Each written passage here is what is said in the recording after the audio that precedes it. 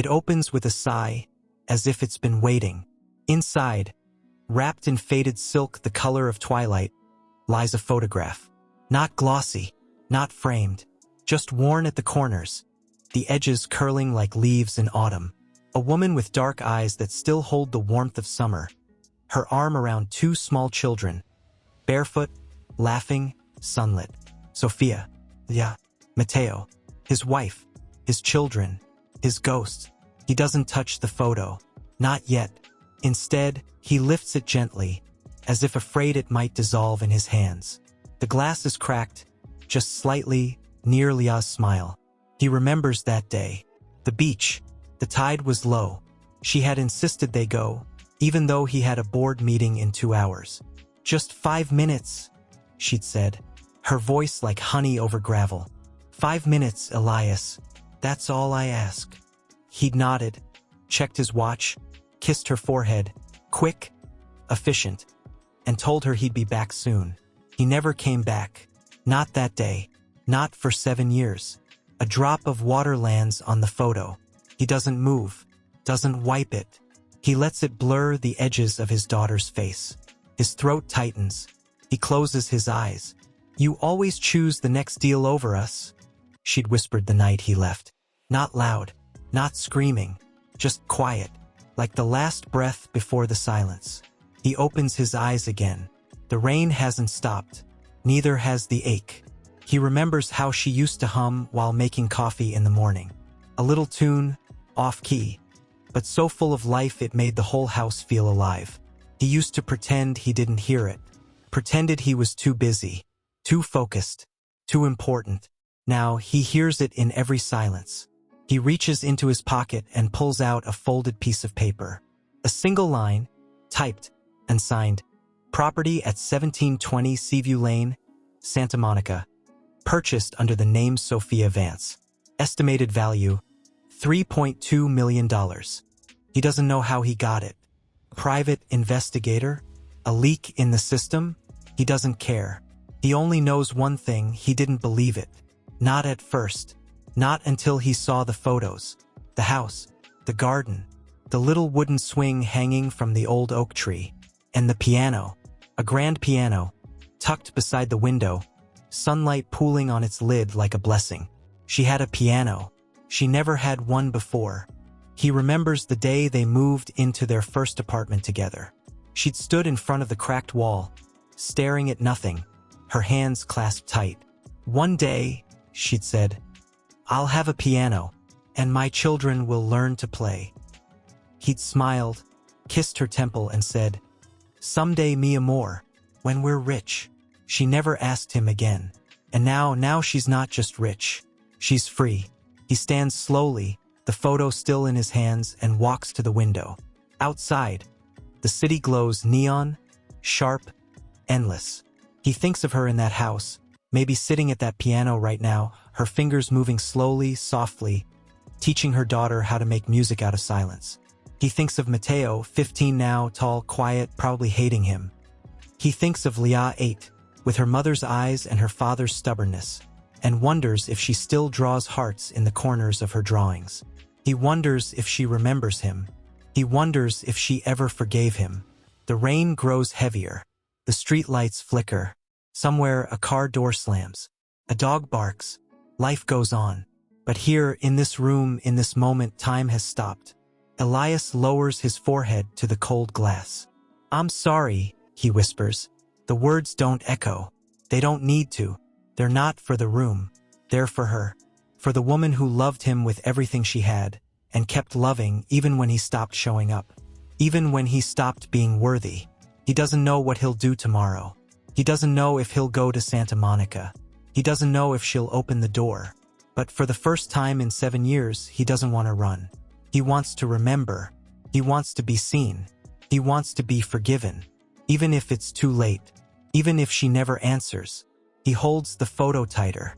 And in the quiet, beneath the rain, he lets himself cry. Not for the money he lost. Not for the power he gained. But for the love he threw away like trash. And for the woman who, against all reason, still made a home for their children. Without him, and somehow still made it beautiful. Certo, agora tu como narrador e storyteller desenvolva a historia sem marcacos com o nome de cada tópico que for desenvolve. Me conti sobre o tópico tu com dialogo como su fosso espectador. Sempre lembrando de desenvolver com vida moco. Com os sentimentos de forma que a estrutura de narrativa utiliza uma linha temporal linear, de modo o espectador sentir o que o personagem está sentindo amingles. Com 6.000 characters quen 3, max the morning light slants through the floor to ceiling windows of Elias Vance's penthouse office, sharp and unyielding, like the edges of his life now. His coffee sits untouched, cold, bitter, forgotten. The numbers on his screen blink in orderly rows. Revenue streams, market shifts, acquisitions. Everything he built, everything he thought mattered. Then the email arrives. Subject line: Property verification, 1720 Seaview Lane, Santa Monica. His thumb hovers over the trackpad. He doesn't open it. He knows what it says. He's seen the name before, in court documents, in silence, in the hollow space between heartbeats. Sophia Vance. He exhales slowly, like a man stepping off a cliff and waiting for the fall. The assistant knocks. Mr. Vance? The board is waiting for your approval on the Zurich deal. He doesn't turn. Tell them I'll be there in 10. The door closes. He opens the email.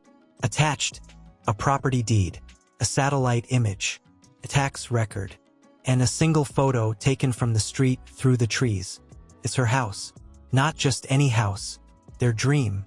The one she used to sketch in the margins of his legal briefs. The one she whispered about on winter nights, curled against him under blankets, her voice soft as snowfall. I want a porch where the children can swing, a kitchen with a window that catches the sunrise. Piano. Not because we can afford it, but because we should. And now there it is, white clapboard, ivy climbing the trellis, a swing hanging from the old oak. And beside the window, the piano, a grand, polished, gleaming thing. Sunlight spills across its lid like a prayer. His breath catches. He clicks on the next file. A news clipping. Local artist and single mother wins Community Spirit Award, Sophia Vance, founder of Hearts and Hymns, a free music program for at-risk youth. He reads the name again. Sophia Vance. Not Sophia Reed. Not Sophia Carter. Vance. She kept his name. He swallows hard. His fingers tremble. He picks up his phone. Dials a number he hasn't used in 7 years. It rings once, twice, 3 times. Then, hello. Her voice. Still warm. Still quiet. Still the voice that used to wake him up in the morning. He doesn't speak. He can't. Hello? She repeats, softer now. A pause. Then, is this Elias? He closes his eyes. Yes. Silence. Not awkward. Not angry. Just heavy. Like the air before a storm. I didn't think you'd ever call, she says finally. He swallows again. I didn't think you'd still be alive. A laugh. Quiet. Not cruel. Just tired. Alive? She echoes. I'm not dead, Elias. I just stopped pretending I needed you to be whole. He presses his forehead to the cool glass of the window. Outside, the city moves. People rush. Cars honk. Lives unfold. But here, inside this room, he feels like he's standing in a graveyard. I saw the house, he whispers. Another pause. Longer this time. I know. You didn't take a cent from me. I didn't need one. Then how? I taught piano. I painted. I sold drawings at the farmer's market. I cleaned houses. I worked 2 jobs while Leah was sick with pneumonia. I slept 3 hours a night for 2 years. And every morning, I looked at them, my babies, and I thought he didn't choose us. But I will. I will choose them, every single day, even if I have to do it alone. His throat burns. I didn't know, he says, voice cracking. I didn't know you were struggling. You didn't ask. I thought you were happy. She lets out a breath, a sound like wind through dry leaves. Happy? She says. No, but I was free, and they are safe. And that's all I ever wanted. He turns slowly. The boardroom door is open. His CFO stands there holding a tablet, waiting. Elias doesn't move. He doesn't say a word. He just stares at the photo on the screen. The swing, the piano, the window where the sunlight falls like grace. "I'm sorry," he whispers. She doesn't answer right away. Then, "I know you are." A beat. "I just didn't know if you'd ever be sorry enough to look." He closes his eyes. The phone goes silent. The call ends. He doesn't hang up. He just lets it sit there, dead, but still in his hand like a lifeline he's too afraid to drop. The CFO clears his throat. "Mr. Vance?" "The Zurich deal." Elias doesn't turn. He doesn't move. He just stares at the image of the house. And for the first time in 7 years, he doesn't want to fix it. He wants to fall into it. He wants to walk through that front door. He wants to hear Leah play. He wants to see Sophia smile, not for him, but because she finally can. He sets the phone down and walks out of the office, not to the boardroom, not to the next deal, but to the car, to the road, to the coast. He doesn't know what he'll say. He doesn't know if she'll let him in. He doesn't know if he deserves to. But for the first time since he walked away, he's not running. He's going home. Even if home doesn't want him anymore. Even if the door is locked. Even if the heart that once beat for him has learned to live without him. He still has to try. Because love doesn't always ask for permission. Leah, 8 years old, barefoot, hair tangled from sleep, sits cross-legged on the rug, coloring in a drawing. She doesn't look up when the door opens. She never does anymore. Not since the man with the dark coat came last week. Not since the school nurse asked if she knew who he was. She draws a heart, then another, each one bigger than the last, each one in the corner of every page. Sophia stands in the doorway watching. She doesn't speak. She never does, not right away. She just watches, like she's memorizing the way her daughter's brow furrows when she concentrates. The way her tongue pokes out slightly when she colors too hard. The way her small hand trembles sometimes, even when she's not afraid. Sophia walks in slowly, barefoot too, her robe brushing the floor. She picks up the teacup, feels its coldness and sets it down again. "You didn't eat breakfast," she says, voice soft as the morning air. Leah doesn't answer. Sophia sits beside her on the rug, doesn't reach for her, doesn't pull her close, just sits. Close enough to feel the warmth of her body.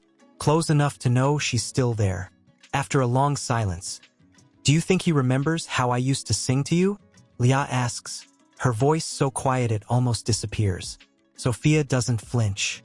She doesn't look away. She just nods. "Yes." "Do you think he remembers the lullaby?" Sophia's throat tightens. She swallows hard. "I think he remembers the tune," she says. "But I don't think he remembers the words." Leah stops coloring. She looks up at her mother. Her eyes are too old for her face. "Why didn't you ever tell me he was coming back?" Sophia doesn't answer right away. She picks up the drawing. The one with 7 hearts. She traces the first one with her finger. "Because I didn't want you to hope," she says. "Because I didn't want you to miss him. And then feel like you were left again." Leah's chin trembles. "But I do miss him," she whispers. Sophia freezes. The words hang in the air like a bell struck too softly. She doesn't pull her daughter into her arms. Doesn't kiss her forehead. Doesn't say it's okay. Because it's not okay. And they both know it. Instead, she leans her forehead against Leah's. "I know," she says, her voice breaking on the edge of a sob. "I know you do. And that's the hardest part. Not that he left. But that you still love him, even after he chose not to come back." Leah turns her head just slightly. Her cheek presses against her mother's. "Do you still love him?" The question lands like a stone in still water. Sophia closes her eyes. For a long time, she doesn't answer. Outside, a bird sings. The wind rustles the curtains. The piano sits silent. Then, "I loved him with everything I had," she says, so quietly it's almost a prayer. "I loved him when he forgot to come home. I loved him when he missed your first steps. I loved him when he said he needed space. And then he never came back. I loved him when I was alone in the hospital with you, crying because I couldn't afford the medicine. I loved him even when I stopped believing he'd ever love us back. She opens her eyes. Tears slide down her cheeks, but she doesn't wipe them. I don't love him anymore, she says. Not the way I used to. Leah looks at her, searching. Then why do you cry when you think no one's watching? Sophia's breath hitches. She doesn't answer, because she can't. Because the truth is, she cries because she still sees him in the way Leah tilts her head when she's thinking. She cries because she still hears his laugh in the echo of Mateo's voice. She cries because she still wakes up half expecting him to be there.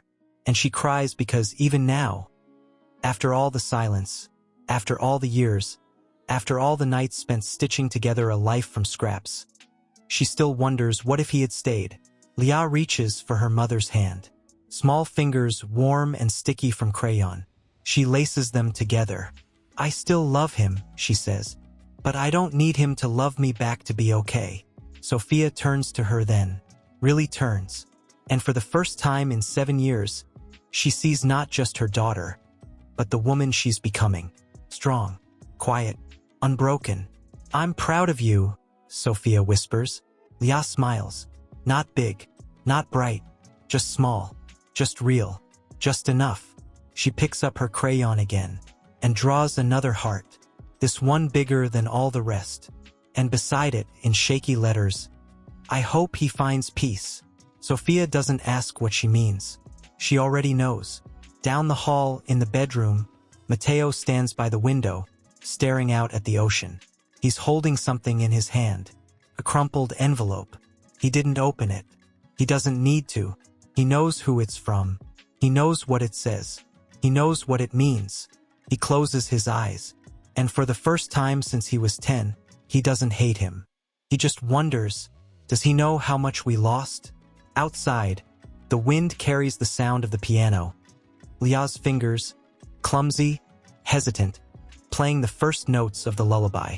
Sophia listens, and for a moment, she lets herself believe that maybe, just maybe, the music is a message, not to him, but from him, to them. And maybe it's enough. For now, it has to be, because the door is still closed, and the man who broke it sits at the kitchen table, her fingers wrapped around a mug of chamomile tea gone cold. The house is quiet, too quiet. Mateo is upstairs, door closed. Leah is asleep, her drawing still on the piano bench. 7 hearts, one bigger than the rest, and the words, I hope he finds peace. Sophia doesn't move. She doesn't sleep. She just watches the dark, because she feels it, that presence. Not in the house, not in the yard, but in the air, like a shadow that doesn't cast one. She knows he's been watching. She's seen him 3 times now, standing across the street under the oak tree, motionless, just staring, not approaching, not leaving, just there, a silhouette against the street lamp. Always at dusk, always alone. She told the police once. They asked if she was sure. She said, I'm sure he's not here to hurt us. They didn't ask why. They didn't need to, because some silences are louder than screams.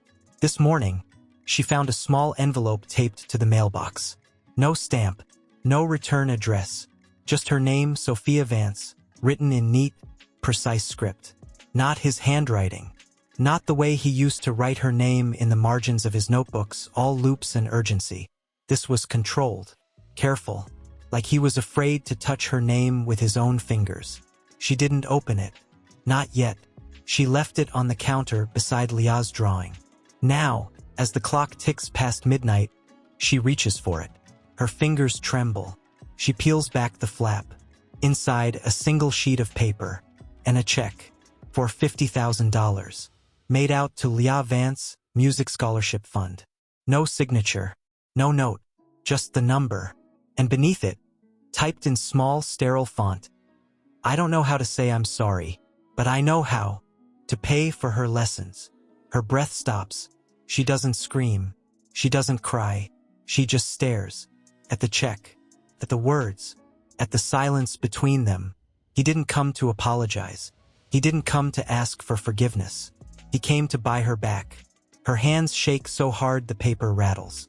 She walks to the window, pulls back the curtain. Across the street, under the oak, he's there, still, watching. His coat is damp from the rain. His hands are in his pockets. He hasn't moved in an hour. She doesn't call out. She doesn't wave. She just stands there. And for the first time since he left, she lets herself see him. Not the man who walked away. Not the billionaire. Not the ghost. But the man. The one who used to bring her coffee in bed. The one who kissed her forehead before leaving for work. The one who cried when Leah was born. The one who forgot to come home. She looks at him, and she sees the hollows beneath his eyes. The way his shoulders slump, not from pride but from weight. The way he doesn't wipe the rain from his face. Like he deserves to be wet. Like he wants to feel it. She turns away, walks back to the kitchen, takes the check, takes the envelope, and walks to the front door. She opens it. The night air rushes in cool and heavy with salt and pine. He doesn't move, doesn't flinch, just lifts his head, slowly, like a man who's been waiting for this moment for 7 years. Their eyes meet, across the street, through the rain, through silence, through every word they never said. She steps onto the porch, one bare foot on the wet wood, then the other. She holds the check up, not in anger, not in triumph, just open, like an offering. "I don't want your money," she says. Her voice doesn't carry far, just to him, just to the space between them. He doesn't answer. He just stands there, rain dripping from his jaw. His eyes are red, not from crying, from exhaustion, from being alone. "I don't want your money," she repeats, softer now, "because if I take it, I become the thing you think I am." He swallows. His voice is raw, broken. "What do you think I think you are?" She steps down from the porch. One step, then another, until she's standing on the sidewalk, only 10 feet from him. "I think you think I took your money and ran," she says. "I think you think I used your children to get back at you. I think you think I'm bitter. I think you think I'm angry." He doesn't blink. "I think you're brave," he says. She freezes, not because he said it, but because he meant it. "I think you're the bravest person I've ever known." He continues, voice cracking. "Because you stayed. When I left, you kept them alive. You kept them whole. You didn't let me steal their joy. You didn't let me break them." He takes one step forward, then stops. "I didn't come to give you money," he says. "I came because I needed to know if you still believe in grace." She doesn't move. Her breath catches. The rain falls harder. A drop lands on her cheek. She doesn't wipe it. "I believe in grace," she says, her voice trembling now. "Because I've seen it in my children's eyes every morning. I've seen it in the way Leah still draws hearts, even when she doesn't know if you'll ever see them. I've seen it in Mateo's silence, and in the way he still hums the lullaby when he thinks no one's listening." She takes another step, closer, now only 5 feet apart. "I believe in grace," she whispers, "because I still love them, even when they loved you more than I ever could." He closes his eyes. A single tear escapes and rolls down his cheek, like a confession. "I didn't know," he says. "I didn't know what I lost until I saw her playing the piano. I didn't know what I'd done until I saw the hearts on her drawings. I didn't know I was still alive until I saw you standing there, in the rain, holding a check like it was poison." He opens his eyes, looks at her, not as a man who built empires, but as a man who broke his own heart. "I didn't come to fix it," he says. "I came to ask if you'd let me try to learn how to love them without taking anything from you." She doesn't answer right away. The rain drums on the roof. The wind carries the faintest echo of a lullaby, coming from inside the house. Mateo's voice, soft, hesitant, singing, just for her, just for them. Sophia looks at him, not with forgiveness, not with hate, just recognition. "You can't fix what you broke," she says. "But maybe you can build something new." He doesn't smile. He doesn't move. He just nods, slowly, like a man who's finally learned how to kneel. She turns, walks back to the porch, leaves the check on the step, and closes the door. Behind her, the piano begins to play again. Not Leah, not Mateo, but the keys. Just the keys. No hands, no music, just the wind, and the silence, and the waiting, because the door is shut, but the music is still playing. She doesn't speak to the customers. She doesn't smile.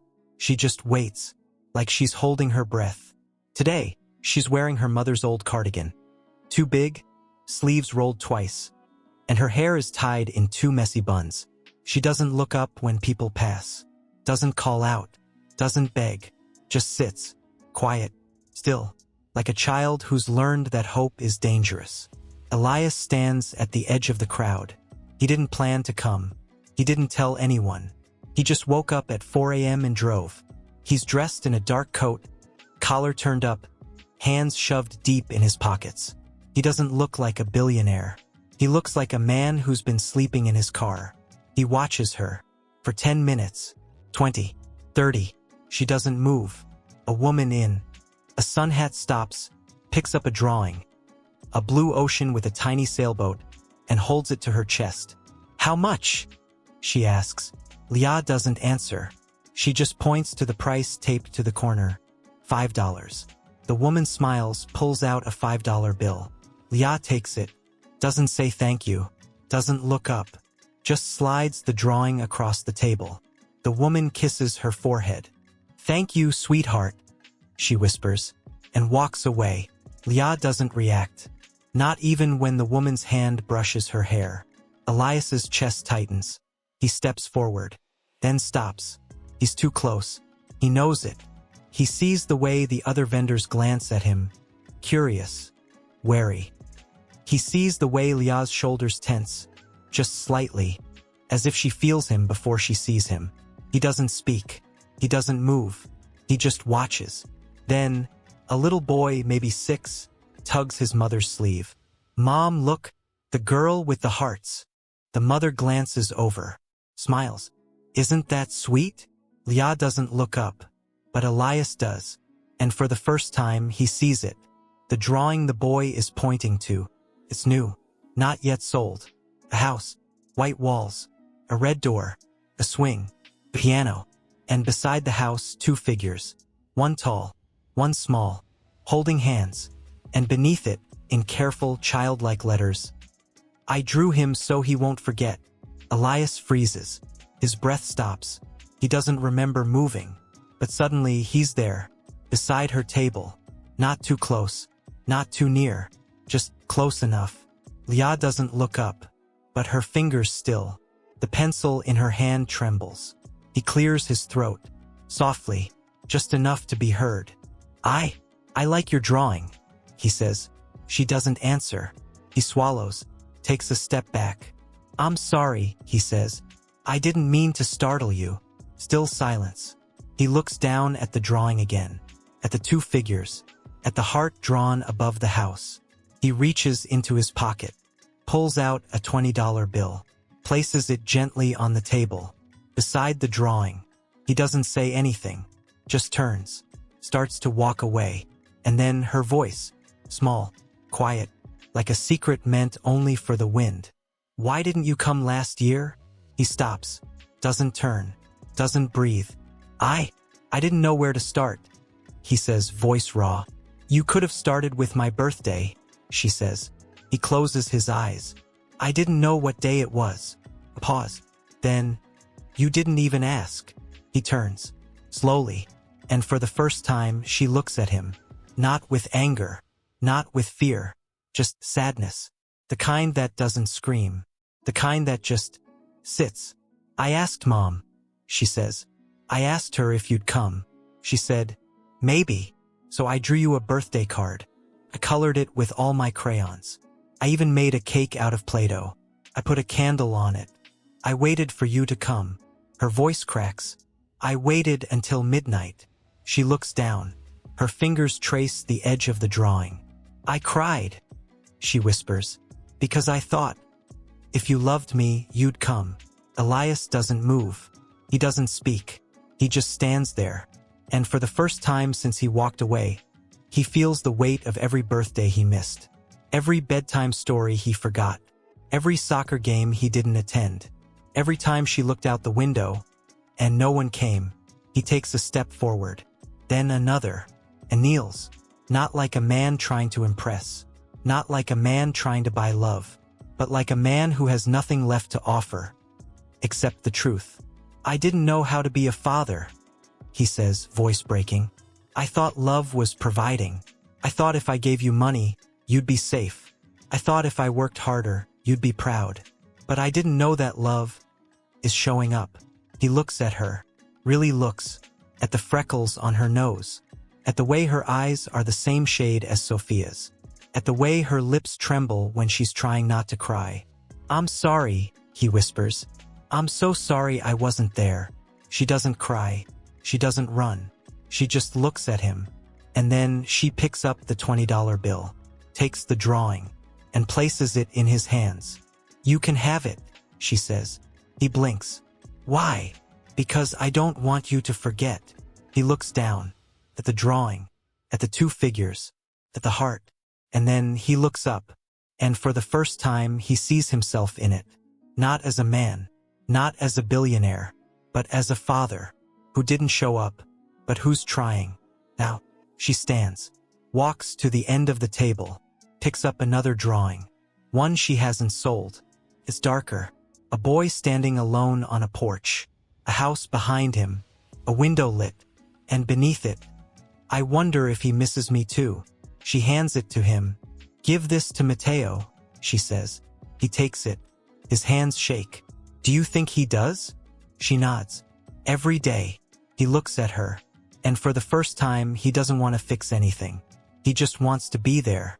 When she draws the next one, when she plays the piano, when she wakes up, when she sleeps, when she needs him, not as a provider, not as a savior, just as someone who's learning.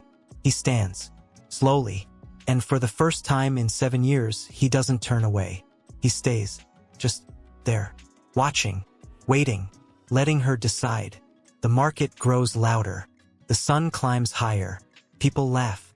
Music plays. But here, at this small table, time stops. And the only sound is the wind, and the quiet, and the heart, still drawn, still waiting, still alive. And he holds it, tightly, like a lifeline, because for the first time he knows. She didn't forgive him, but she gave him a chance. Not with words, not with a hug, but with a drawing. And that is more than he ever thought he'd get. He turns, walks away, not toward the car, not toward the city, but toward the house, toward the piano, toward the boy who hasn't spoken to him in years. And he doesn't knock. He doesn't call. He just stands outside the door, holding the drawing, and waits, because maybe, just maybe, love doesn't always need to be spoken. Sometimes it just needs to be seen. And he's finally learning how to do that, even if it's too late, even if it's broken. He stands on the porch, just outside the screen door, the drawing clutched in his hand like a confession he's too afraid to speak. The wind tugs at his coat. The ocean murmurs behind the trees. Somewhere inside, the piano plays a single note, repeated. Not a melody, just one note, over and over, like a heartbeat trying to remember how to sing. He knows that note. It's the one Leah plays when she's nervous, when she's waiting, when she's afraid someone will come. He doesn't move. He doesn't breathe. He just waits. And then the door opens. Not Sophia, not Leah, Matteo, 15 years old, taller than Elias remembers, eyes darker, quieter, a storm behind them. He's wearing the same hoodie he wore the last time Elias saw him, 3 years ago at the courthouse. The one with the frayed sleeve where he'd ripped it trying to run away after the judge said, "You don't have to see him." Matteo doesn't smile, doesn't frown, just stares, like he's seeing a ghost. And maybe he is. Elias opens his mouth. Nothing comes out. He holds out the drawing, the one Leah gave him, the boy on the porch, the lit window, the words, "I wonder if he misses me too." Matteo doesn't take it. He doesn't look at it. He just looks at Elias. And then You came back, he says. It's not a question. It's a statement. Like the ground beneath them has cracked open. Elias swallows. I didn't come to fix anything, he says, voice low, raw. I came because I needed to see you. Mateo steps forward. One slow step, then another, until he's standing just inside the doorway. The screen door creaks behind him. The piano stops. Silence. Then, Mateo says, voice flat, hollow. I used to think you'd come back for me. Elias doesn't blink. I know. I used to sit by the window every night. Mateo continues, eyes never leaving his father's. I'd wait until midnight. I'd pretend you were coming. I'd even rehearse what I'd say. Hi, Dad. I missed you. I'm glad you're here. I forgive you. He lets out a breath, short, bitter. I never said any of it. Elias's throat tightens. I know. Mateo takes another step. Closer now. Close enough that Elias can see the scar on his left knuckle. The one from when he punched the wall after Sophia told him, he's not coming. I stopped waiting, Mateo says, but I never stopped wondering. Elias doesn't move. He doesn't reach out. He doesn't apologize. He just says, I wonder too. Mateo freezes. His eyes flicker, just for a second, like a candle in a storm. You do, he whispers. Elias nods. I wonder if you hate me. Mateo doesn't answer. He looks down at the drawing again, then back up. You drew that? He asks. Elias shakes his head. Leah did. Mateo exhales. A long, slow breath. Then, she always draws hearts, he says. Even when she's mad. Even when she's sad. Even when she doesn't know if you'll ever see them. Elias looks at the drawing. At the boy on the porch. At the window. At the light. I didn't know, he says. I didn't know she was still hoping. Mateo's voice drops. I didn't know you'd ever care. Elias closes his eyes. I didn't know either. Car passes down the street. A dog barks. A bird calls. The silence between them is heavier than any argument. Then Mateo reaches out. Not for the drawing. Not for his father. But for the screen door. And he pulls it open. Just enough. To let the light spill out. To let the sound of the ocean in. To let the piano start again. Not Leah. Not now. But Mateo. His fingers brush the keys. One note. Then another. Then the lullaby. The one Sophia used to sing. The one Elias used to hum under his breath when he thought no one could hear. He doesn't sing. He doesn't speak. He just plays. Slowly. Carefully. Like he's afraid he'll break it. Like he's afraid he'll break himself. Elias doesn't move. He doesn't step inside. He just stands there. On the porch. In the doorway. Watching. Listening. Holding his breath. Because this isn't forgiveness. This isn't reconciliation. This is something quieter. Something more dangerous. This is trust. The kind that doesn't shout. The kind that doesn't ask. The kind that just plays. And when the last note fades, Mateo doesn't turn around. He just says, quietly, you don't get to decide when you're allowed to come back. Elias doesn't answer. He just nods. I know. And you don't get to decide when we're ready to let you in. Elias swallows. I know. Mateo finally looks at him. His eyes are wet, but he doesn't cry. He just says, then wait. Elias doesn't ask what for. He doesn't ask how long. He just nods again and sits down on the top step. Outside, on the porch, with his hands in his lap, and his eyes on the door, and the piano, and the light, and the boy who won't let him in, but won't shut him out. The sun dips low, the wind picks up, the ocean sighs, and Elias sits, just sits. He doesn't check his phone. He doesn't think about meetings. He doesn't think about money. He doesn't think about power. He just sits, and waits, and listens, to the piano, to the wind, to the silence, to the heartbeat of a boy who's still learning how to trust. And somewhere inside the house, Sophia stands in the kitchen, watching through the curtain. Her hands are pressed to her chest. She doesn't move. She doesn't speak. She just watches. Her son, her ex-husband, The boy who didn't cry, the man who didn't run, and the quiet, the unbearable, beautiful quiet, where something is being rebuilt.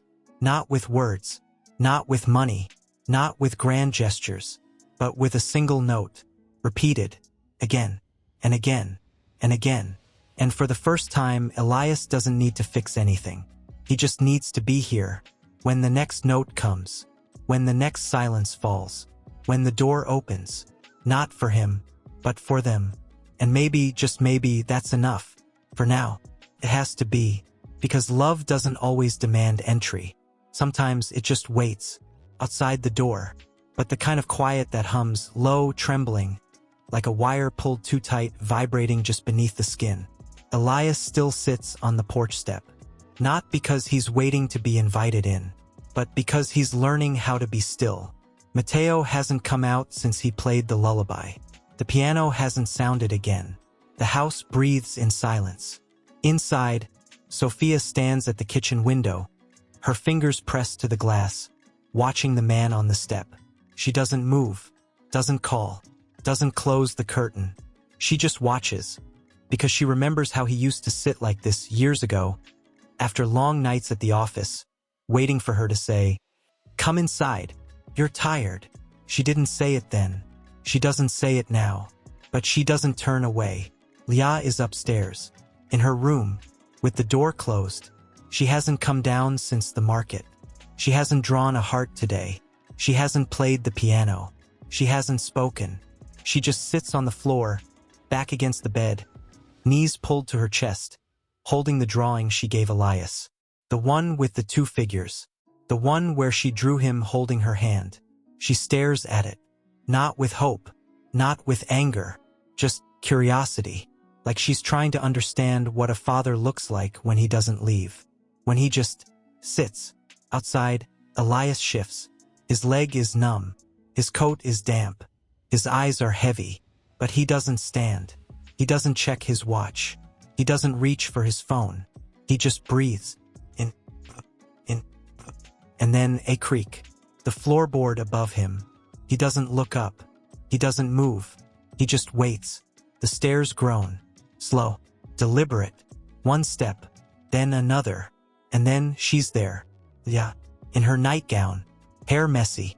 Feet bare. She stands at the top of the stairs. Looking down. At him. Not with fear. Not with excitement. Just observation. Like a scientist studying a strange animal. Elias looks up. His throat is dry. He doesn't smile. He doesn't say, "Hey, sweetheart." He doesn't say, "I'm sorry." He just says, "You're awake." She nods. "Yeah." A pause. The wind lifts a strand of her hair.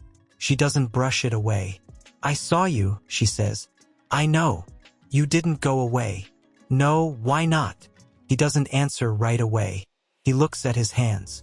Calloused. Used to signing papers. Used to shaking hands. Never used to holding a child's. "I don't know how to do this," he says. "I don't know how to be here. I don't know if I'm allowed." She doesn't move. Just keeps looking at him. "Then, you're not allowed?" she asks. "No." "Then why are you here?" He exhales. Long, slow. Like he's letting go of something he's been carrying for 7 years. "Because I don't know how to be anywhere else." She doesn't say anything. Just turns. Walks back up the stairs. And disappears. Elias closes his eyes. He thinks she's gone. He thinks she's shut the door. He thinks this is the end. But then a sound. Soft. Faint. Like a whisper caught in the wind. He opens his eyes. Leah is back. On the stairs. Holding something. A small, folded piece of paper. She doesn't come down. She just holds it out. Like an offering. "Here," she says. He doesn't move. "Come get it," she says. He stands. Slowly. His legs ache. His body protests. But he walks. One step. Then another. Up the stairs. Until he's standing just below her. She's a head shorter. Still small. Still fragile. Still brave. She holds out the paper. He takes it. His fingers brush hers. Just for a second. And he feels it, the warmth. The pulse. The life. He unfolds it. It's a drawing. Not of a house, not of a piano, not of a heart. It's of him, sitting on the porch step, head bowed, shoulders slumped, rain on his coat, and beneath it, written in her shaky hand, "You're still here." He doesn't breathe. He doesn't speak. He just holds it, like it's the first prayer he's ever understood. Leah looks up at him. Her eyes are wide, not with hope, not with fear, with something deeper, something older. "Do you think you'll go away again?" she asks. He looks down at the drawing, then at her, and for the first time he doesn't lie. "I don't know," he says. "I don't know if I'm strong enough." She doesn't flinch. She doesn't cry.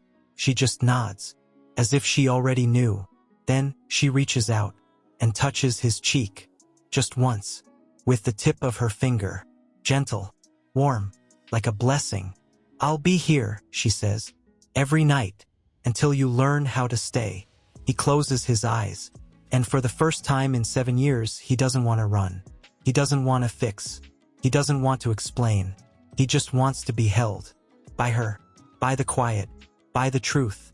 He opens his eyes, looks at her, and whispers, "Will you draw me again?" She nods. "Tomorrow." He swallows. Will you play the piano for me?" She looks away, for a moment, then back. "I don't know how yet." He smiles. "Just a little. Just enough." "That's okay." She doesn't smile back, but she doesn't look away. And for the first time, she doesn't look like a child. She looks like a keeper of something sacred. She turns, walks back to her room, closes the door, softly, not with anger, not with fear, with intention. Elias stands there, holding the drawing, still warm from her hand. He doesn't go downstairs. He doesn't leave. He just leans against the wall beside her door and waits, not for permission, not for forgiveness, just for the next note, the next drawing, the next quiet moment, because he's learning now that love doesn't always come with a grand gesture. Sometimes it comes with a child who doesn't trust you, but still draws you, still waits, still holds out her hand, and says, "You're still here." And that is the most dangerous thing of all, because now he knows if he leaves again, he won't just be leaving a house. He'll be leaving the one thing that still believes in him, and that might be harder to live with than the silence. He closes his eyes, and for the first time since he walked away, he lets himself cry. Not loud, not broken, just quiet, like the rain, like the piano, like her. And when the tears fall, he doesn't wipe them. He lets them stay, because maybe they're the first real thing he's felt in 7 years. And maybe that's enough. To begin, just to begin. He stays there, all night, leaning against her door, waiting. When the door opened, he didn't startle. He didn't look up. He just felt it, the shift in the air. Leah stood there, in the same nightgown, hair still messy, feet still bare. But this time she was holding something. A small, white envelope. Not a drawing. Not a note. An envelope. She didn't say a word. Just held it out. Elias looked at it. Then at her. She didn't smile. Didn't frown. Just waited. Like she'd been waiting her whole life for this moment. He took it. His fingers brushed hers again. This time he didn't pull away. He didn't rush. He just held it. Slowly. Like it might vanish if he moved too fast. He didn't open it. Not yet. He looked at her. "Is this for me?" She nodded. "Mom said you should read it when you're ready." He swallowed. Is she okay?" Leah didn't answer. She just turned, walked back into her room, closed the door, gently, like she was tucking something fragile into bed. Elias sat there, alone, with the envelope, and the silence. He didn't open it for 10 minutes. He didn't move. He just stared at the handwriting. Not hers, not his, Sophia's. Neat, controlled, no loops, no flourish, just words. He took a breath, tore it open. Inside, a single sheet of paper, and a key, small, silver, old. He didn't recognize it. He read the note, and the world stopped. "Elias, I don't know how to forgive you. I don't know if I ever will. But I know this Leah didn't draw you because she wants you back. She drew you because she needs to believe you're still here. And Matteo played the piano not to welcome you, but to remind himself that you still exist. So here's the key. To the music box in the closet of our old apartment in Chicago. The one you bought for her 3rd birthday. You never gave it to her. You said you'd bring it the next weekend. You never came. Kept it. All these years. Not because I wanted to hold on to you, but because I couldn't bear to throw away the last thing she ever asked for. She doesn't know it's still there. She doesn't even remember it. But I do. And now, I'm giving it to you. Not because I trust you. Not because I want you here. But because I want her to have the thing she loved. Even if the man who bought it never learned how to love her. Open it. Play it. And if you hear her voice in the music, then you'll know. You're not here to fix anything.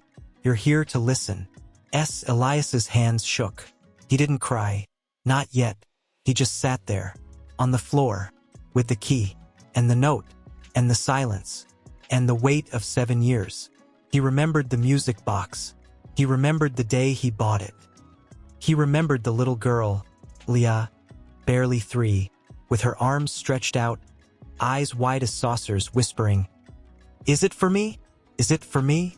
He had smiled. He had said, "Of course, sweetheart. It's for you." He had put it in the car. He had driven to the office. He had gotten a call, a merger, a deal, a billion-dollar opportunity. He had told Sophia, "I'll bring it tomorrow." He never did. He never even called. He forgot. He forgot the box. He forgot her. He forgot them. And now Sophia had kept it. All these years. Not to punish him. Not to haunt him. Just to remember. Because sometimes, love doesn't need to be returned. It just needs to be remembered. He stood. Slowly. He walked down the stairs. Past the kitchen. Past the piano. Past the window where Matteo had played last night. He didn't knock. Didn't call. Didn't ask. He just walked to the front door. Opened it. Stepped outside. And started walking. Down the driveway. Past the oak tree. Past the street. Past the mailbox. Until he reached the road. He didn't know where he was going. But he knew what he had to do. He got in his car. Started the engine. Didn't turn on the radio. Didn't check his phone. He just drove. No destination. Just emotion. And the key. In his pocket. Warm. Alive. He drove for 2 hours. Through highways. Through towns. Through silence. Until he reached the city. Chicago. The apartment building was still there. Same brick. Same fire escape. Same rusted sign that read Vance, Apartment 3B. He didn't go up. He stood on the sidewalk. Stared at the window. The one where Leah used to wave at him every morning. The one where Sophia used to stand, holding coffee, watching him leave. He didn't cry. He didn't speak. He just pulled the key from his pocket. And he walked inside. The lobby was dim. The elevator groaned. He rode up. To the 3rd floor. The door to 3B was still there. Old. Painted green. A small, faded sticker on the frame. Leah's first art show, 2017. He knelt. Felt the floor beneath his knees. Then he slid the key into the lock. Turned it. The mechanism clicked. Soft. Like a sigh. He pushed the door open. Dust danced in the slant of morning light. The apartment was empty. No furniture. No pictures. No life. Just echoes. And in the corner, behind the broken closet door, a small wooden box. Still wrapped in tissue paper. Still tied with a ribbon. Still waiting. He walked to it. Kneeled. Unwrapped it. Slowly. Gently. As if afraid to break it. It was small. Carved wood. A ballerina inside. When you turned the key, she danced. And played a tune. The same lullaby. The one Sophia used to sing. The one Matteo played last night.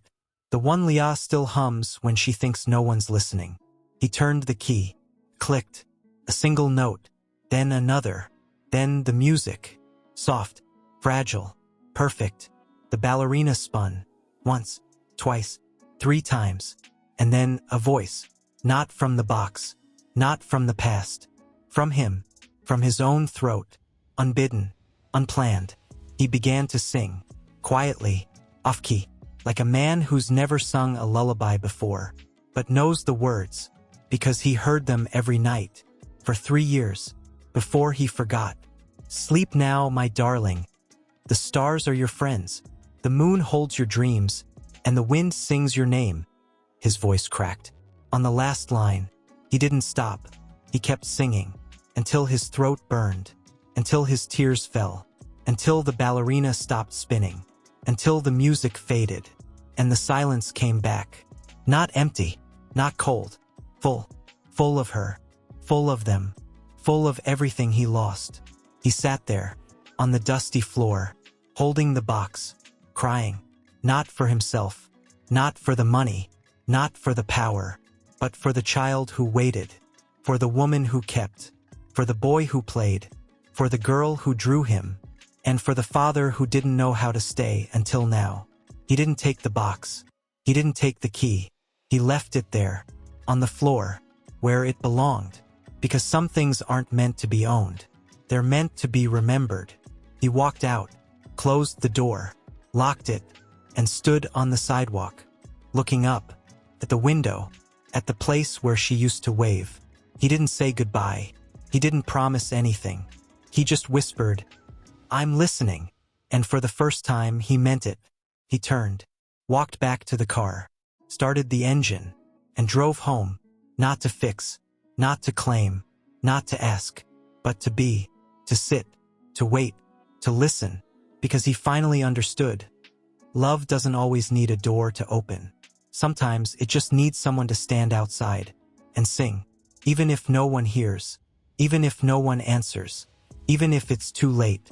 He drove, and as the sun rose, he began to hum the lullaby, one note, then another, and somewhere on the porch Leah heard it, and for the first time she didn't turn away. She closed her eyes and smiled, just a little, just enough, because now she knew he wasn't here to fix the past. Now he hears the music, faint, fragile, coming from inside. Not the piano, not the lullaby, something else. A child's voice, singing, off-key, but full. The stars are your friends. The wind sings your name. It's Leah. She's singing the song he sang in Chicago, alone, in her room, with the window open, and the breeze carrying it out. He doesn't move. He doesn't breathe. He just listens, until the song ends. And then the door opens. Not Leah, not Mateo, Sophia. She stands there, in the doorway, wearing the same cardigan she wore the day he left. Her hair is pulled back. Her face is calm, but her eyes are a storm that never broke. She doesn't smile. She doesn't frown. She just looks at him, like she's seeing the man he was, and the man he's becoming, and she doesn't know which one to trust. He gets out of the car, slowly, one step, then another. He doesn't bring the music box. He doesn't bring a gift. He doesn't bring an apology. He brings nothing but himself and the silence between them. He stops 5 feet away. She doesn't step forward. She doesn't close the door, just waits. "Did you go to Chicago?" she asks. Her voice is quiet, not angry, not cold, just tired. "Yes." "Did you open it?" "Yes." She nods. Once, just once. And then she turns, walks inside, doesn't invite him, doesn't shut the door, just leaves it open, like an invitation he's not sure he deserves. He follows, steps into the house. The air smells like lavender and toast. The piano is open. The drawing Leah gave him is taped to the lid. The key to the music box is still in his pocket. He doesn't touch anything.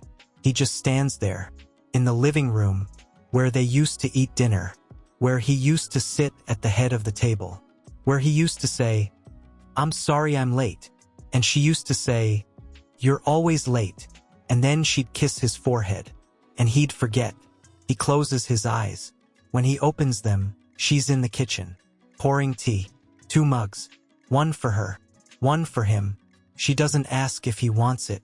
She just sets it down, on the counter, beside the photo of them on their wedding day, smiling, holding hands, before the silence, before the distance, before the emptiness.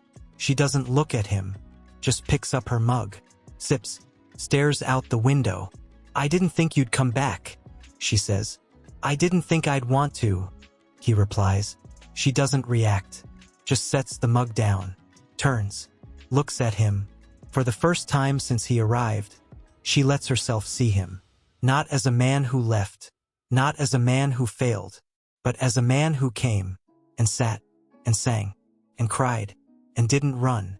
"I saw you," she says, voice low, "on the porch, last night, sitting there, like you were waiting for someone to tell you it was okay to stay." He doesn't answer, just nods. "I didn't know what to say," she continues. "I didn't know if I should open the door, or if I should let you stay out there, until you learned how to be human again." He swallows. "I'm not human," he says.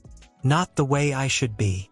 She steps closer, just one step, close enough that he can see the faint lines around her eyes, the ones he never noticed, the ones he caused. "You're not broken," she says. "You're just lost." He looks away. "I don't know how to be a father." "You're not trying to be one," she says. "You're trying to be forgiven." He looks back, eyes wet. "Is that so wrong?" She doesn't answer. Instead, she walks to the hallway, opens a door. Not Leah's room, not Mateo's, the closet, the one with the latch that sticks. She kneels, pulls out a small wooden box. Not the music box, a different one, old, worn, painted with faded stars. She holds it out. "Open it." He hesitates, then takes it. His fingers tremble. He lifts the lid. Inside, dozens of drawings. All of Leah, every single one. Each one with a heart. Each one dated. Each one labeled. Dad's birthday, 2018. Dad's birthday, 2019. Dad's birthday, 2020. Dad's birthday, 2021. Dad's birthday, 2022. Dad's birthday, 2023. Dad's birthday, 2024. Dad's birthday, 2025. He doesn't speak. He doesn't breathe. He just stares at the drawings, at the hearts, at the names, at the years, at the hope. She didn't throw them away. She didn't hide them. She kept them, every single one, like a diary of a child who never stopped believing. He looks up. Tears are streaming down his face. He doesn't wipe them. He doesn't try to stop them. He just whispers, "I didn't know." She nods. "I know." He opens his mouth to say something, anything, but nothing comes. So he just holds the box, tighter, as if it might disappear. Sophia walks to the window, looks out, at the swing, at the piano, at the oak tree. Then, she says quietly, "You don't get to decide when you're ready to come back." He doesn't move. "I know. You don't get to decide when they're ready to let you in." He swallows. "I know." She turns, looks at him. For the first time in 7 years, she doesn't look away. She looks at him, not through him, not around him, at him. And she says, "Then wait." He doesn't ask what for. He doesn't ask how long. He just nods and sits down on the floor, right where she's standing, with the box in his lap, and the drawings in his hands, and the silence around him, and the music still playing softly from Leah's room. He doesn't cry, not anymore. He just sits and listens to the song, to the wind, to the heartbeat of a child who still believes in him. And after a long time, Sophia sits beside him, not close, not touching, just there, silent, waiting, like she's been waiting all along. And when the song ends, Leah appears in the doorway. She doesn't come in. She just stands there, looking at them, at her father, holding her drawings, at her mother, sitting beside him, without speaking, without judging, just present. Leah doesn't smile. She doesn't cry. She just says, "You're still here." Elias looks up, looks at her, looks at the box, looks at the hearts. And for the first time, he doesn't need to fix anything. He doesn't need to prove anything. He just needs to be. So he says, I am. And for the first time, he means it. And Leah, she steps forward. One slow step, then another, until she's standing beside him. And she reaches out and places her hand, small, warm, trembling, on top of his. And she doesn't say anything, because she doesn't have to. She just sits beside him, on the floor, with the drawings, with the hearts, with the silence, and the love that never left. It just waited, and now it's here, and he's still here, and maybe that's enough. For now, it has to be, because love doesn't always come with a grand gesture. Sometimes it comes with a child who draws you, a mother who keeps your failures, and a man who finally learns to sit, to listen, to stay, and to say the silence is thick. Not empty, not cold, but full. Full of everything they never said. Full of every birthday missed. Every bedtime unshared. Every I love you swallowed by pride. Then a sound. From upstairs. Not footsteps. Not the piano. A whisper. Faint. Like a prayer caught between heartbeats. Dad. Elias doesn't move. He doesn't turn. He just waits. Because he knows. It's not Leah. It's Mateo. The boy who hasn't spoken to him in years. The boy who hasn't looked him in the eye since the day he left. The boy who still hums the lullaby when he thinks no one's listening. The door creaks open. Slow. Reluctant. Mateo stands there. In his hoodie. Hair messy. Eyes red. Not from crying. From holding it in. For too long. He doesn't come down. He doesn't speak. Just stares. At his father. Sitting on the floor. Holding his sister's drawings. With his mother beside him. And his little sister's hand in his. Mateo's throat bobs. He takes one step. Then another. Down the stairs. Each one slow. Like he's walking through water. He stops at the bottom. 10 feet away. Still doesn't speak. Elias doesn't look up. He just keeps his eyes on the drawings. On the hearts. On the years. On the names. On the hope. And then, Mateo speaks. Not loud. Not angry. Just broken. You kept them. Elias doesn't answer. Not yet. He reaches into the box. Pulls out one drawing. The most recent one. Drawn in crayon. A man sitting on the porch. Head bowed. Rain on his coat. Below it, in Leah's handwriting, "You're still here." He holds it out.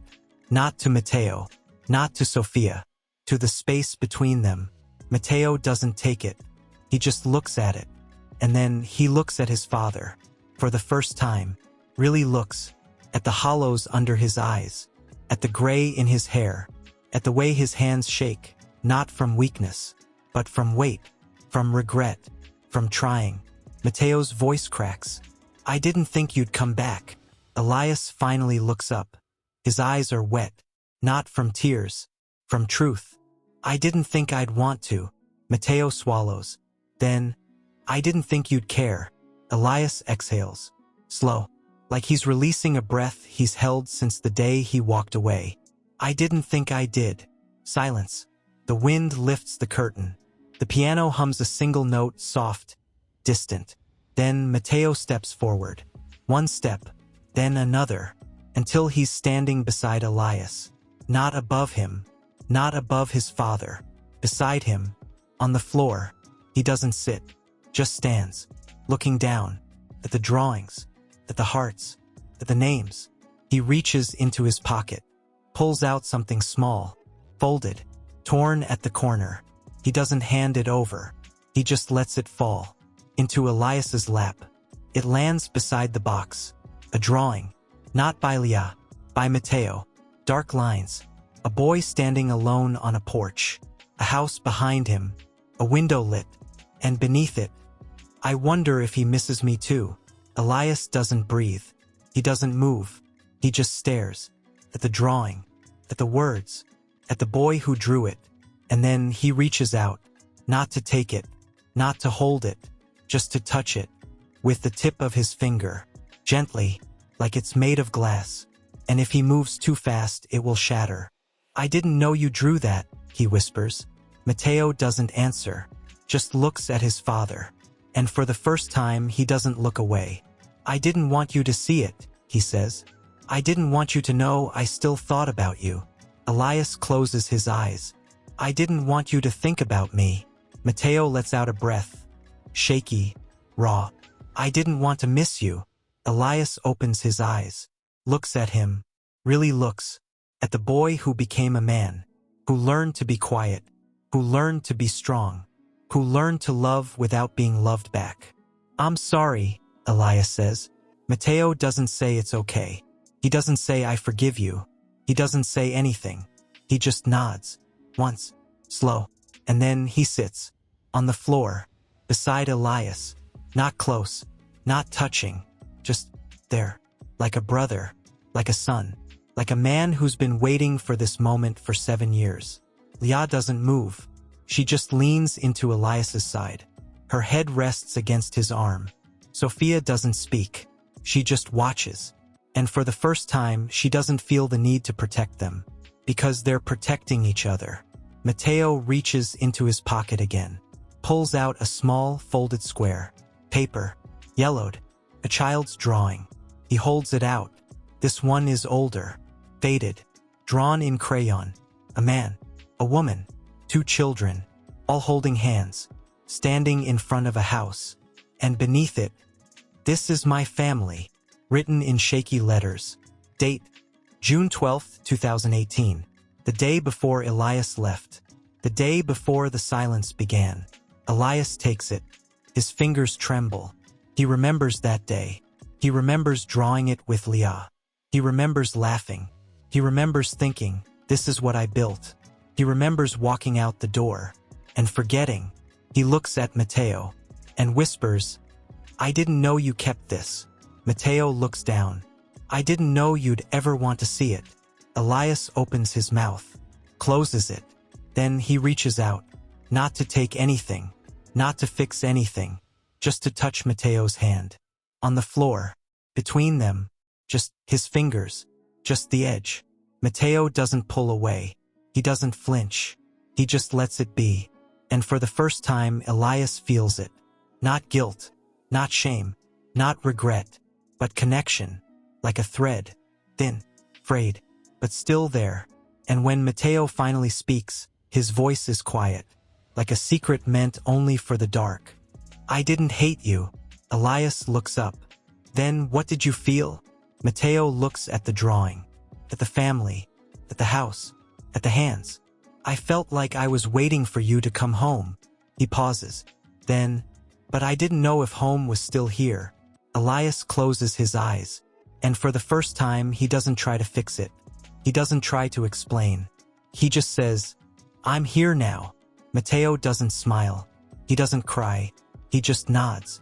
And then, he leans his head against Elias's shoulder. Just for a second. Just enough. Then pulls away. But he doesn't move. He just sits there, with his father, on the floor, with the drawings, with the hearts, with the silence, and the love that never left. It just waited. And now it's here. And Elias doesn't speak. He doesn't need to, because for the first time he doesn't have to be the man who fixes things. He just has to be the man who stays. And Leah, still curled against him, whispers, "Will you draw with us tomorrow?" Elias looks at her, at Mateo, at Sophia, at the room full of ghosts, at the light still glowing. And he says, "Yes." And for the first time he means it. Not because he wants to be forgiven, not because he wants to be loved, but because he finally understands love doesn't ask for perfection. It just asks for presence. And he's here, not to fix, not to run, just the slow, golden light spilling across the kitchen floor, catching dust motes in the air like tiny stars. Elias sits at the table, still in yesterday's clothes, still holding the drawing Mateo gave him, the one that says, "This is my family." He hasn't slept, but he doesn't feel tired. He feels open, like his chest has been pried open, not by force, but by grace. Leah is at the counter coloring, not with crayons, with charcoal. She's drawing something new, not a house, not a heart, Not a man. A tree. Big, strong, roots digging deep, branches stretching wide. And beneath it, I'm still here. She doesn't look up when he walks in. She just keeps drawing. Sophia stands by the window stirring tea. She doesn't turn. She doesn't speak. But she knows he's there. And she doesn't move away. Matteo is upstairs. He hasn't come down. Not yet. Elias doesn't call for him. He doesn't knock. He just sits, across from Leah, and waits. The charcoal scrapes softly against the paper. Scritch, scritch, scritch is the only sound, until a step. On the stairs. Slow, heavy. Then Matteo appears. In the doorway, still in his hoodie, still with the same hollow look in his eyes. But today he's holding something. A small wooden box. Not the music box. Not the one from Chicago. This one is different. Smaller. Carved with simple lines. A tree. Same as Leah's drawing. He walks in. Doesn't look at Elias. Doesn't look at Sophia. Just sets the box on the table. Right beside the drawing. Then he sits. Across from Leah. Not beside her. Not near her. But opposite. Like he's ready to speak. Elias doesn't move. He just watches. Matteo takes a breath. Then, I didn't make this for you, he says. Elias doesn't answer. Just waits. I made it for her. He looks at Leah. Not with anger. Not with pity. With something deeper. With recognition. Leah doesn't look up. But her hand stills. The charcoal stops. She doesn't turn. Just whispers. Did you carve it? Matteo nods. Every night. After you fell asleep. A pause. The silence stretches. Tight. Then, I didn't know you could do that, she says. I didn't know you'd ever want to see it, he replies. She looks up. Finally, her eyes are wet. Not from sadness. From wonder. She reaches out. Not for the box. For his hand. Just the tip of her finger. She touches the edge of the carving. Gently. As if afraid it might vanish. It's beautiful, she says. Matteo doesn't smile. But his throat moves. Like he's swallowing something heavy. I didn't know how to say I missed you, he says. So I carved it. Elias watches. His chest aches. Not with pain. With awe. Because this isn't forgiveness. This isn't reconciliation. This is witnessing. The quiet miracle of a boy who learned to speak without words. Leah looks at the box. Then at Matteo. Then at Elias. And then she opens it. Inside a single sheet of paper. Folded. Tiny. She unfolds it. And reads it. Out loud. Her voice is soft. But clear. I didn't know how to say I'm sorry. So I made this instead. I didn't know how to say I missed you. So I carved it into wood. I didn't know how to say I still love you. So I'm here. Every day. Even if you don't look. Even if you don't speak. I'm here. She stops. The paper trembles in her hands. She looks at Matteo. And for the first time, she doesn't say, I love you. She doesn't say thank you. She just says, you're my brother. Matteo's breath catches. His eyes fill. But he doesn't cry. He just nods. Once. Slow. And then he reaches across the table. Not to hug her. Not to hold her. Just to place his hand, flat, open, steady, on top of hers. On the paper. On the box. On the tree. And he says, I'm still here. Leah doesn't move. But her fingers curl just slightly around his. And for the first time, they're not holding on to each other. They're holding each other. Elias watches. And for the first time, he doesn't feel like an outsider. He doesn't feel like a failure. He feels like a witness to something sacred. Sophia turns from the window, looks at them, at the two children, at the man who sits silent, at the tree, at the words, and she doesn't speak. She just walks to the cabinet, pulls out a mug, not for tea, for cocoa. She sets it down, beside the box. Then she walks to the fridge, pulls out a jar of honey, drizzles a little into the mug. Then, she sets it on the table, beside Elias. He doesn't look at her, but he sees it. The cocoa, the honey, the way she didn't say a word. just made it. Because sometimes, love doesn't need words. It just needs warmth. Elias looks at the mug, then at her. And for the first time, he doesn't look away. He meets her eyes. And in them, he doesn't see forgiveness.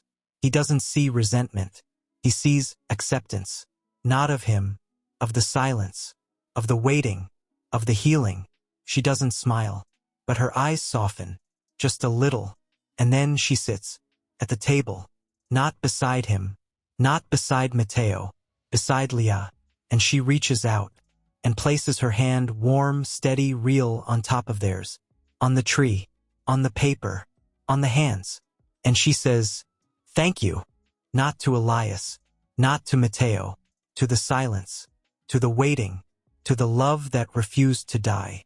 Elias looks down at the cocoa, at the honey, at the tree, at the hands, and he whispers, "I'm sorry I didn't know how to be here before." Sophia doesn't answer. She just lifts her mug, sips, and says, "You're here now, and that's enough." Because they don't need to fix the past. They don't need to erase the years. They just need to be here, now, together, in the quiet, in the light, in the cocoa, in the honey, in the tree, in the hands. And when Leah finally looks up, her eyes are dry, but her voice is strong. "Will you draw with us today?" Mateo looks at her, then at Elias, then at his mother, and he says, "I'll draw the roots." Leah smiles. "I'll draw the leaves." Elias doesn't speak. He just reaches into his pocket, pulls out the charcoal, the one he found yesterday, on the floor, where Leah dropped it. He sets it on the table, beside the box, and says, "I'll draw the wind." They don't ask him why. They don't question him. They just nod and begin. Leah draws the leaves. Mateo draws the roots. Elias draws the wind. And Sophia, she just watches. And for the first time, she doesn't feel like she has to protect them, because they're protecting each other. And the silence is not empty anymore. It's full. Full of charcoal. Full of honey. Full of hands. Full of trees. Full of love. That never left. It just waited. And now it's here. And Elias doesn't try to fix anything. He doesn't try to be perfect. He just draws. One line. Then another. And when the wind is done, it doesn't look like wind. It looks like a promise. And for the first time, he knows he doesn't have to be the man who fixed it. The tree rises from the paper. Roots tangled like memories. Branches trembling with leaves drawn in soft, trembling strokes by Leah's charcoal. Mateo's lines are deep, deliberate, carved into the page like he's etching his silence into wood. And Elias's wind, his wind, doesn't look like wind at all. It looks like hands, dozens of them, faint, flickering, reaching, from all directions, not grabbing, not pulling, just holding. The air in the kitchen is thick, not with tension, but with something heavier, with recognition. Sophia doesn't speak. She just sits, her hands folded, her eyes on the drawing, on the wind, on the hands. She doesn't say, "It's beautiful." She doesn't say, "I'm proud."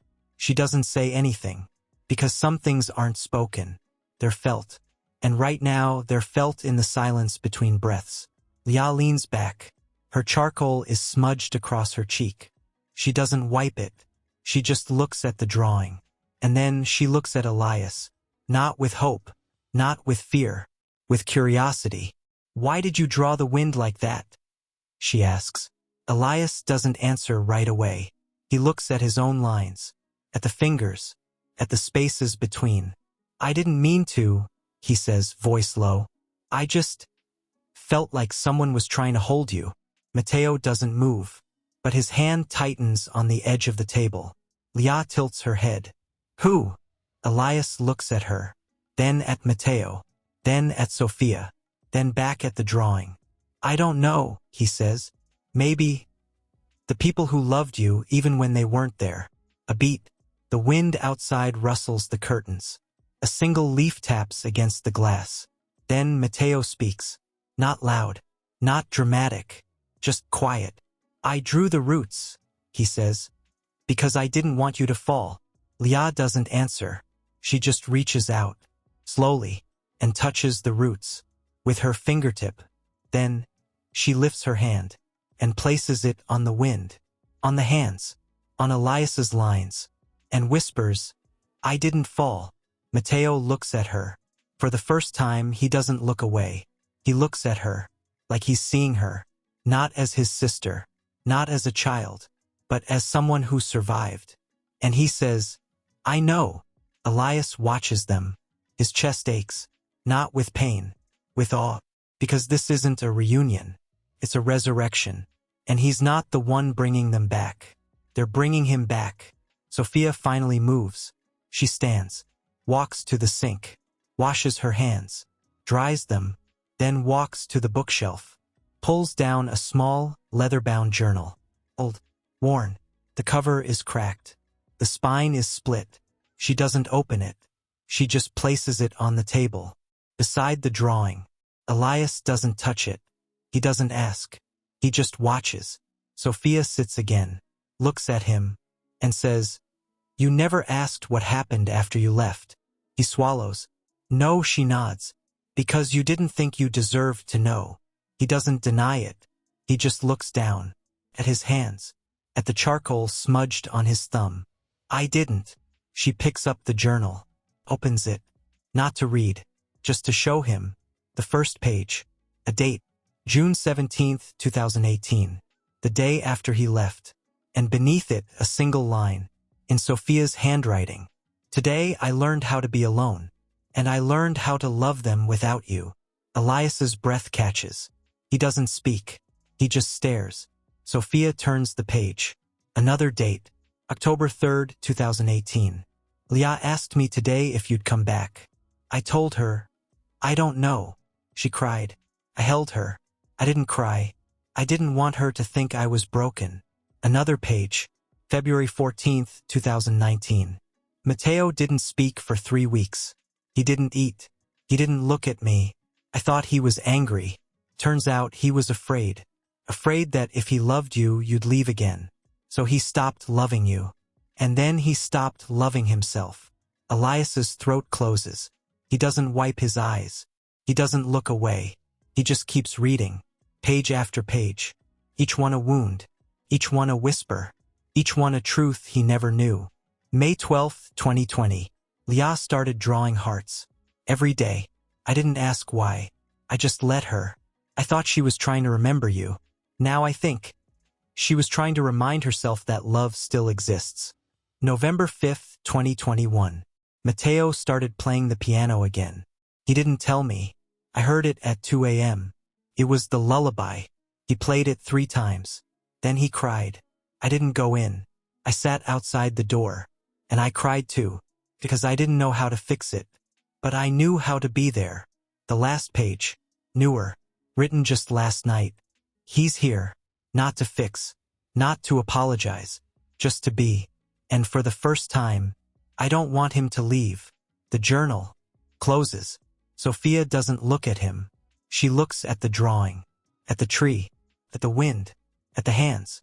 And she says, "I didn't write this because I wanted you to feel guilty." Elias finally looks up. His eyes are wet, not with tears, with truth. "Then why?" She turns to him, and for the first time she doesn't speak like a woman who was hurt. She speaks like a woman who was healed. "Because I wanted you to know." She pauses. Her voice doesn't break.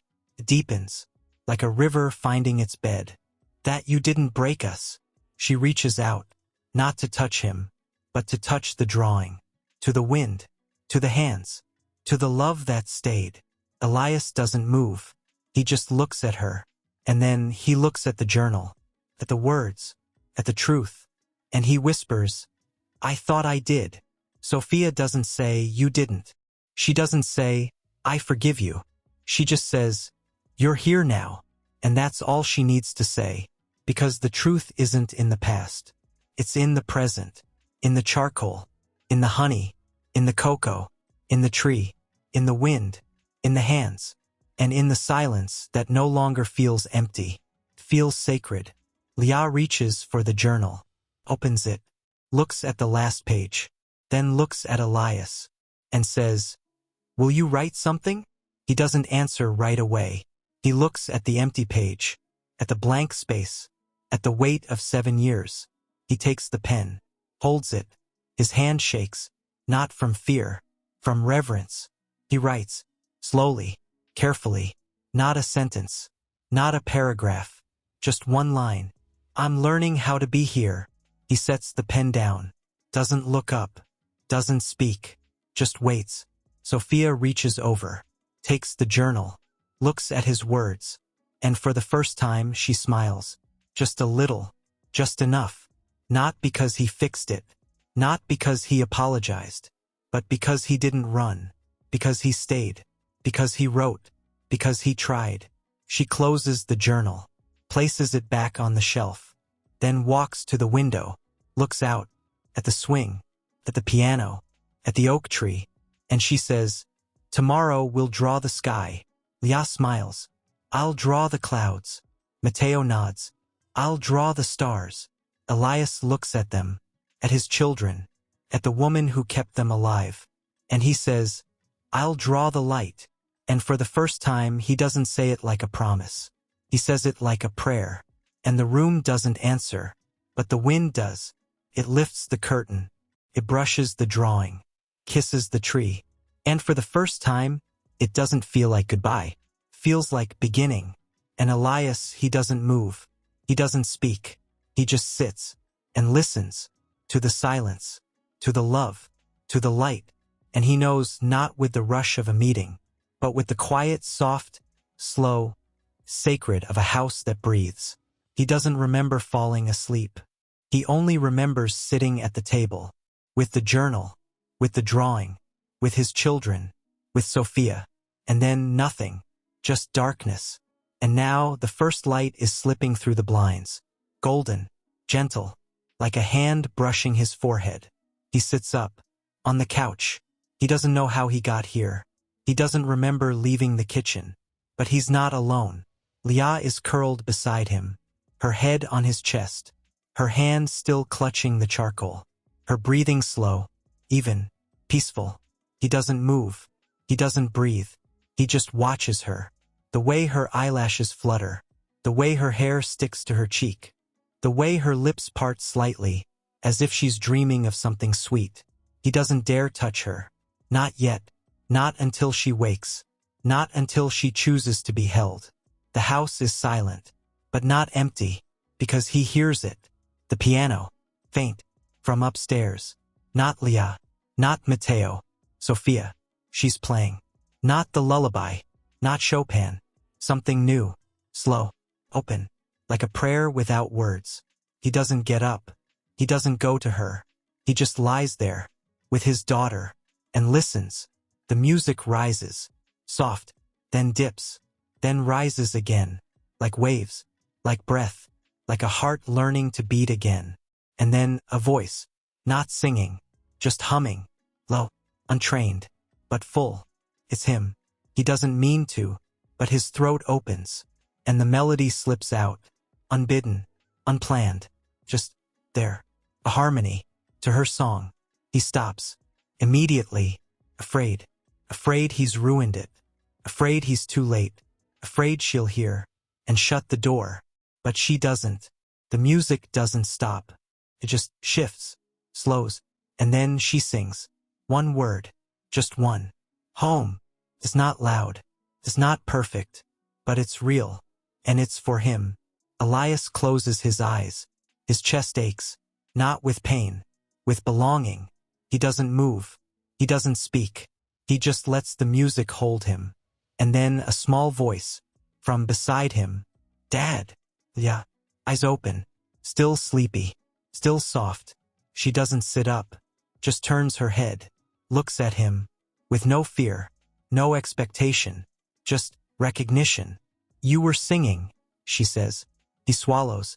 "I didn't mean to." She nods. "I liked it." He doesn't know what to say.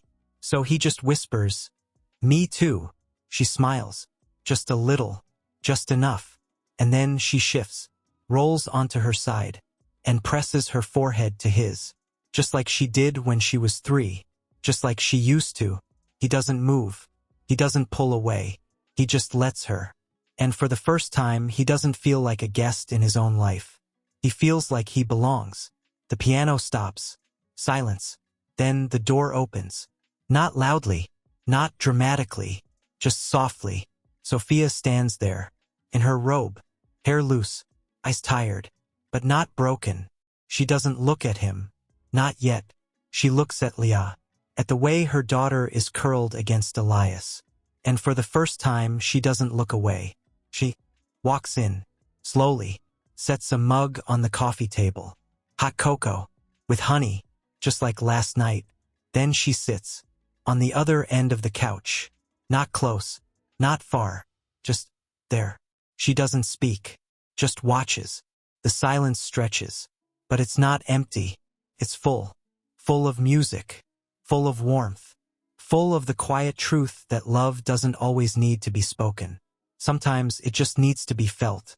Leah doesn't move. She just looks at her mother and whispers, "Will you play again?" Sophia doesn't answer. She just stands, walks to the piano, sits, lifts the lid, runs her fingers over the keys. Then she begins. Not the lullaby, not the song from yesterday. Something new, a melody, simple, unfinished, like a question, like a hope.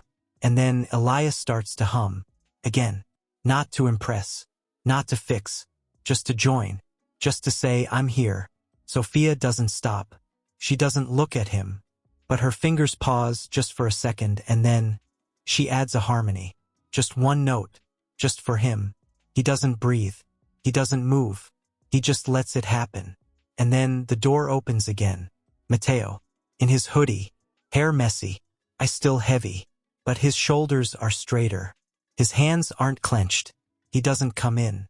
He just stands in the doorway, watching his mother, watching his sister, watching his father. And then he walks in, not to the piano, not to the couch, to the window. He stands there, stares out, at the sunrise, at the sky, at the trees. And then he says, "I didn't know you could sing." Elias doesn't answer, just keeps humming. Sophia doesn't stop playing, but she smiles, just a little. And then Mateo walks to the piano, sits beside her, not close, not far, just there. He doesn't touch the keys. He just listens, for a long time. And then he whispers, "Play it again." Sophia looks at him, nods, and plays. The same melody, the same question, the same hope. And this time Elias doesn't just hum. He sings, just one line, soft, off-key, but true. "I'm learning how to be here." Mateo closes his eyes, and for the first time he sings back, not with words, just with a note. One, held, pure, and then another, and another, until they're singing together. Not perfectly, not in tune, but together. Leah sits up, looks at them, and smiles. Then she climbs off the couch, walks to the piano, sits on the bench, between them, and places her small hands on the keys. Not to play, just to feel the vibration, to feel the sound, to feel them. And then she begins to hum, too, just a little, just enough.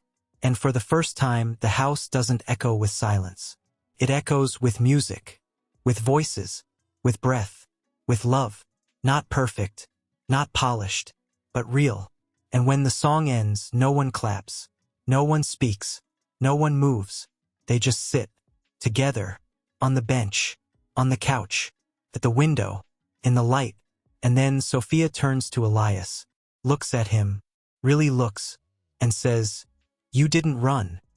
He doesn't say no, he doesn't say "I'm sorry." He just says, "I didn't want to." She nods, then reaches out, not to touch him, not to hold him, just to rest her hand, warm, steady, real, on top of Leah's, on the keys. And she says, "We're still here." Mateo looks at them, at his mother, at his sister, at his father, and then he leans forward and places his hand on top of hers, on the keys, on the music, on the love. And he says, "I'm still here." Leah doesn't speak. She just lifts her hand and places it on top of Mateo's, then Elias's, and then she closes her eyes and whispers, "Then we're a family." No one says yes. No one says, "I forgive you." No one says, "I love you." But the music, the quiet, trembling, imperfect music, says it for them. And Elias, he doesn't cry. He doesn't speak. He just lets his hand rest on the keys. And for the first time, he doesn't feel like he has to fix what's broken. He just feels like he's part of something that was never broken. Just waiting to be heard, just waiting to be sung.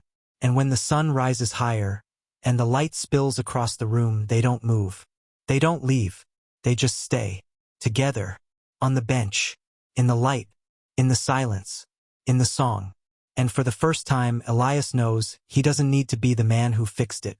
He just needs to be the man who stayed. The last note lingers in the air like a breath held too long, soft, trembling, alive. Elias doesn't move. His hand still rests on the keys. Leah's fingers are curled around his. Mateo's palm is pressed to Sophia's. And Sophia? She doesn't look at him. Not yet. She just stares at the keys, as if they're the only thing keeping her grounded. The sun climbs higher.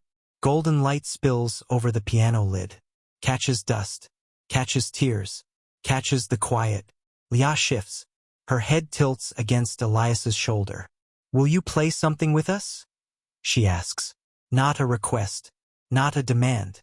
Just an invitation. Elias doesn't answer. He doesn't know how. He hasn't played since he was 12. Before the deadlines. Before the deals. Before the silence. Sophia doesn't move. But she speaks. Quiet. Like she's afraid the sound might break. "You used to play." He looks at her. For the first time, he lets himself be seen. "I did." "What did you play?" He closes his eyes. Remembers. The old upright piano in the hallway of their first apartment. The one with the sticky key. The one Sophia used to joke was singing off-key like a drunk bird. He smiles just a little. Claire de Lune. A pause. Then Mateo turns. Looks at him. "Debussy?" Elias nods. "You knew it. I heard you play it once." Mateo says. "Before you left. I was 7.